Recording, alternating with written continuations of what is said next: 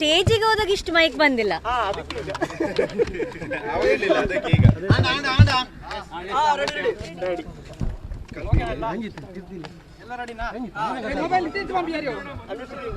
ನಮಸ್ತೆ. ಏನಿಲ್ಲ, ಈ ಥರ ನೋಟಿಸ್ ಬಂದಿತ್ತು ನನಗೆ ಮೊನ್ನೆ. ಸೊ ಇವತ್ತು ವಿಚಾರಣೆಗೆ ಕರೆದಿದ್ರು. ಆ ವಿಚಾರಣೆಗೆ ಬಂದು ಅವ್ರು ಏನೆಲ್ಲ ಪ್ರಶ್ನೆಗಳನ್ನು ಕೇಳಿದ್ದೀನಿ, ಎಲ್ಲ ಪ್ರಶ್ನೆಗಳಿಗೆ ಉತ್ತರವನ್ನು ಕೊಟ್ಟಿದ್ದೀನಿ. ಇನ್ನು ಮುಂದೆ ಮತ್ತೇನಾದರೂ ಅವರಿಗೆ ಬೇಕಿದ್ರೆ ಇನ್ಫಾರ್ಮೇಷನ್ಗೆ ನನ್ನ ಕರೆದ್ರೆ ನಾನು ಎನಿ ಟೈಮ್ ಬರ್ತೀನಿ. ಇಲ್ಲ, ನಿನ್ನೆ ನಾನು ಮಂಗಳೂರಿಗೆ ಬರಬೇಕಿತ್ತು. ನಾನು ಅಂದರೆ ಇವತ್ತು ಬೆಳಿಗ್ಗೆ ಇದ್ದ ಕಾರಣ ನಾನು ನಿನ್ನೆ ಟ್ರಾವೆಲ್ ಮಾಡಿ ಬಂದರೆ ಇಲ್ಲಿ ರೀಚ್ ಆಗಿರ್ತೀನಲ್ಲ, ಹಾಗಾಗಿ ವಿಚಾರಣೆ ಇವತ್ತಿದ್ದಿದ್ದು. ನಾನು ನಾಳೆ ಅನ್ಲ, ಅದೊಂದು ಸಣ್ಣ ಇದಾದದು. ಅದು ಆ್ಯಕ್ಚುಲಿ ನಾನು ಇದಕ್ಕೆ ಮಂಗಳೂರಿಗೆ ಬರಬೇಕಾಗಿದ್ದು. ನಿನ್ನೆ ಮಂಗಳೂರಿಗೆ ಬಂದೆ, ಅವ್ರು ಇಷ್ಟು ಗಂಟೆಗೆ ಬನ್ನಿ ಅಂತ ಹೇಳಿದ್ರು. ಇವತ್ತು ಬಂದೆ, ನನ್ನ ವಿಚಾರಣೆ ಮುಗೀತು. ಯಾವ ಇನ್ಫಾರ್ಮೇಷನ್ ಮೇಲೆ ನಿಮ್ಮನ್ನು ನೋಟಿಸ್ ಮಾಡಿ? ಅದೇ ಅಂದರೆ ಇಲ್ಲ ಅಲ್ಲ, ಅವರಿಬ್ಬರು ಸಹ ನನ್ನ ಕೊರಿಯೋಗ್ರಾಫರ್ಸ್ ಆಗಿದ್ರಲ್ಲ, ಆ ಹೆಸರಿನಿಂದವೇ ಇವ್ರು ನನ್ನನ್ನು ಕರೆದದ್ದು. ಅವರ ಜೊತೆ ಪಾರ್ಟಿಯಲ್ಲಿ ಭಾಗಿಯಾಗಿದ್ದೀರಾ ಅಂತ? ಇಲ್ಲ, ಅದಕ್ಕಲ್ಲ, ಅವರ ಪರಿಚಯದ ಕಾರಣ ಇನ್ಫಾರ್ಮೇಷನ್ಗೋಸ್ಕರ ಅವ್ರು ನನ್ನ ಕರೆದ್ರು. ಅವ್ರು ಏನೆಲ್ಲ ಪ್ರಶ್ನೆಗಳನ್ನು ಕೇಳಿದ್ದಾರೆ ಎಲ್ಲದಕ್ಕೂ ನಾನು ಕರೆಕ್ಟಾಗಿ ಆನ್ಸರ್ ಮಾಡಿದ್ದೇನೆ. ಅವ್ರು ನನ್ನ ಕೊರಿಯೋಗ್ರಾಫರ್. 12 ವರ್ಷಗಳ ಹಿಂದೆ ಒಂದು ಶೋ ಅಲ್ಲಿ ಕೊರಿಯೋಗ್ರಾಫರ್ ಆಗಿದ್ದರು. ಅದನ್ನೇ ಕೇಳಿದ್ರು. ಅವ್ರು ಎಷ್ಟು ಕೇಳಬೇಕಿತ್ತು ಅಷ್ಟು ಕ್ವೆಶನ್ಸ್ ಇತ್ತು. ಯಾವ ಮಾಹಿತಿ ಅವ್ರು ಬಿಚ್ಕೊಟ್ಟಿಲ್ಲ ಸರ್. ಪೊಲೀಸ್ ಅವ್ರು ಏನೆಲ್ಲ ಕೇಳಿದ್ರು ಅದಕ್ಕೆಲ್ಲದಕ್ಕೆ ಸಹ ಆನ್ಸರ್ ಮಾಡಿದ್ದೀನಿ. ಅಂದರೆ ಏನೆಲ್ಲ ಕೇಳಿದ್ರು ಅದು ನಾನು ಹೇಳಲಿಕ್ಕೆ ಆಗೋದಿಲ್ಲ, ಅದು ರೂಲ್ಸ್ ಅಲ್ವಾ. ಸೊ ಅದು ನೀವು ಅವರ ಹತ್ರನೇ ಕೇಳಬೇಕು. ಆಸ್ ಆಫ್ ನಾವು ಏನು ಹೇಳಿಲ್ಲ, ಬಟ್ ಕರೆದ್ರೆ ನಾನು 100% ಬರ್ತೇನೆ. ಈಗ ಸದ್ಯಕ್ಕೇನು ಹೇಳಿಲ್ಲ, ಬಟ್ ಕರೆದ್ರೆ ನೀವು ಬರ್ಬೇಕಂತ ಹೇಳಿದ್ರು. ಕರೆದ್ರೆ ಸೊ ನಾನು ಕರೆದ್ರೆ ನಾನು ಬರ್ತೇನೆ.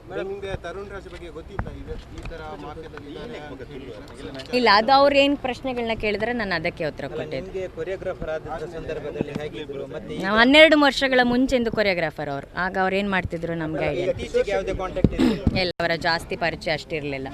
ರೆಸ್ಟ್ ಬಹಳ ಕರೆಕ್ಟಾಗಿ ಆನ್ಸರ್ಗಳನ್ನ ಹೇಳಿದ್ದೀನಿ. ಇನ್ನು ಮುಂದಕ್ಕೆ ಕರೆದ್ರೆ ಕೂಡ ನಾನು ಮತ್ತೆ ಬಂದು ಹಾಗೆ ಆನ್ಸರ್ ಮಾಡ್ತೇನೆ. ಇಲ್ಲ, ನಾನು ಒಬ್ಬಳೇ ಬಂದು, ನಾನೇ ಲಾಯರ್. ಬೆಂಗಳೂರು ಮುಂಚೆ ಹೌದು. ಅದು ಬಿಟ್ಟು ಇತ್ತೀಚೆಗೆ ಯಾವುದೇ ಸಂಪರ್ಕ ಇರಲಿಲ್ಲ? ಫೋನ್ ಮುಖಾಂತರ ಆದರೂ? ಅಲ್ಲ, ಆ ಥರ ಎಲ್ಲ ಯಾರ ಹತ್ರನೂ ನಾನು ಜಾಸ್ತಿ ಟಚ್ಚಲ್ಲೆಲ್ಲ ಇರೋದಿಲ್ಲ ಸರ್. ಅವ್ರ ಸರಲ್ಲಿ ಏನೇನು ಪ್ರಶ್ನೆಗಳನ್ನು ಕೇಳಿದ್ರು, ಹೇಗೆ ಪರಿಚಯ ಎಲ್ಲವನ್ನ ಅವ್ರು ಕೇಳಿದ್ರು, ಎಲ್ಲವನ್ನ ನಾವು ಹೇಳಿದೆ. ಈಗ ಅವರು ತನಿಖೆ ವೇಳೆ ಹೇಳಿರೋಂಥದ್ದು ನಮ್ಮ ಮಾಹಿತಿಗಳ ಪ್ರಕಾರ ಅನುಶ್ರೀಯವ್ರ ಜೊತೆ ನಾವು ಪಾರ್ಟಿ ಮಾಡಿದ್ದೀವಿ ಅಂತ ಅವರೇ ಹೇಳಿದ್ದಾರೆ. ಅದು ನಿಮ್ಮ ಮಾಹಿತಿ ಪ್ರಕಾರ ಅವ್ರು ಹೇಳಿದ್ದಾರೆ ಅಂತ. ಸೊ ನೀವೇನು ಹೇಳ್ತೀರಾ? ಪಾರ್ಟಿ ನನ್ನ ಮಾಹಿತಿ ಇಲ್ಲ, ನನ್ನ ಮಾಹಿತಿಯಲ್ಲಿ ಅದಿಲ್ಲ. ಆ ಪ್ರಶ್ನೆ ಬಗ್ಗೆ ನಾನು ಈಗ ಉತ್ತರ ಕೊಡಲಿಕ್ಕೆ ಆಗೋದಿಲ್ಲ, ಯಾಕಂದ್ರೆ ಅದು ನಿಮ್ಮ ಮಾಹಿತಿ. ಅಲ್ಲೇನು ಕೇಳಿದರೆ ಅದಕ್ಕೆ ಮಾತ್ರ ನಾವು ಉತ್ತರ ಕೊಡಲಿಕ್ಕೆ ಆಗುತ್ತೆ. ಮಾಡಿದ್ದಾರೆ ಅವ್ರ ಜೊತೆ? ಇಲ್ಲ. ಎಲ್ಲಿ ಫೋಟೋ ಉಂಟು? ಇಲ್ಲ ಇಲ್ಲ ಸರ್, ನಾನು ಜಾಸ್ತಿ ಪಾರ್ಟಿಗಳಿಗೆ ಹೋಗೋದಿಲ್ಲ. ಅವರು ಅರೇಂಜ್ ಮಾಡಿದ ಯಾವುದೇ ಪಾರ್ಟಿಗಳಿಲ್ಲ? ಬಹುಶಃ ಅದೊಂದು ನಮ್ಮ ನಾಡನ್ನು, ನಮ್ಮ ಕನ್ನಡವನ್ನು ಕಾಡ್ತಾ ಇರುವಂಥ ಒಂದು ಭೂತ.